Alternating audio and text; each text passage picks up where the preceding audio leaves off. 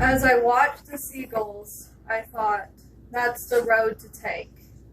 Find the absolute rhythm and follow it with absolute trust. By Nikos Kazantzakis, a famous Greek writer who was nominated for the Nobel Prize in Literature for 9 different years. Even though seagulls are not the same as Franklin's gulls, they are very closely related. Franklin's gull, according to Audubon.org, are typical nesting gulls of the northern Great Plains, sometimes called prairie dove. This gull is endangered because the wetlands are slowly disappearing. Without Franklin's gull, our environment will slowly grow less diverse and potentially become sterile. For the gull helps bring biodiversity to many ecosystems.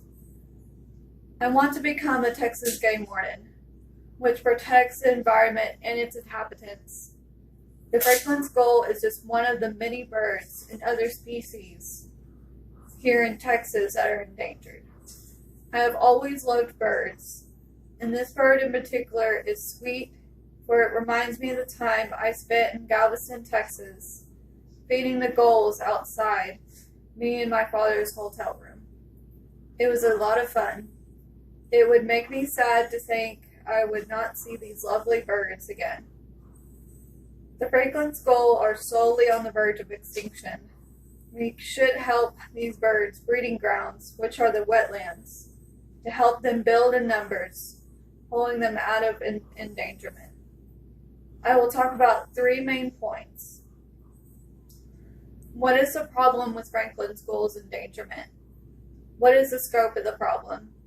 And what are some solutions? First things first, what is the problem with Franklin's gull's endangerment? Franklin's gulls breed and nest with their young in wetlands, and wetlands are slowly disappearing. According to Auburn.org, the nest is built by both sexes and is a large floating mass of bulrushes, cattails, other plant material, often anchored to a standing vegetation. Even though the nest seems safe, according to biokids.umich.edu, Franklin's gulls are very sensitive to changes in water depth within these wetlands. According to Auburn.org, Franklin gulls lay eggs consistent of 3, sometimes 2, and obviously and rarely 4. One of the rules to survival in natural selection is to have many babies. Obviously, this does not apply to Franklin gulls. Secondly, what are the main details of the problem? Even though Franklin gulls are of least concern of the IUCN Red List, which is a conservation group founded in 1964, efforts are being made to protect wetlands across its range.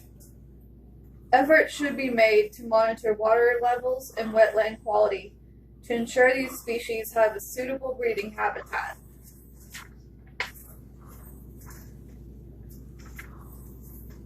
According to dailypublic.com, Franklin's gulls are migrating birds which their feeding and foraging affect pollination, seed planting, and natural recycling.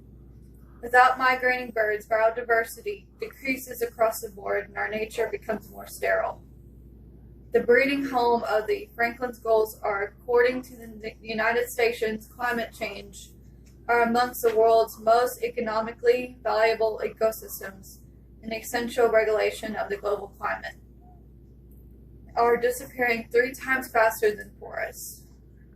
Despite their essential role in global climate regulation, wetlands remain undervalued by policy, decision makers, and national plans. The world's remaining wetlands are under threat due to water damage, pollution, unsustainable use, invasive species, disrupted flow from dams, and sediment dumping from deforestation and soil erosion upstream. Lastly, I would like to discuss how we can find solutions to help the wetlands get back on their feet, to slow down the endangerment of the Franklin's gull. One of those things that we should do is to elect politicians that want to help restore the wetlands and wildlife it contains, like the Franklin's Gull. It would also be grand if people started or sided with a campaign and really spread the word about the wetlands and why they need to be restored, along with the benefits of having wetlands restored.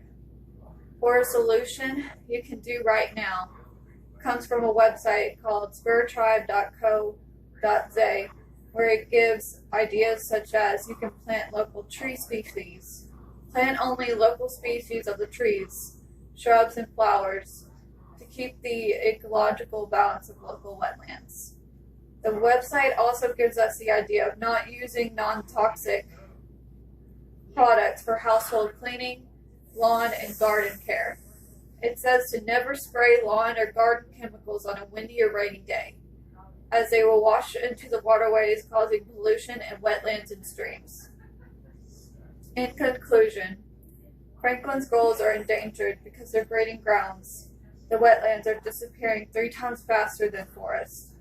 The wetlands are a vital source to overcoming global climate change, but are not very important in the eyes of leaders like politicians and workers for the state. Some solutions to the problem are to elect politicians that want to restore the wetlands and help the Franklin Gull's endangerment, and to plant trees around the wetlands to help with growth. We need to take action today, because if not today, then we have no tomorrow without wetlands.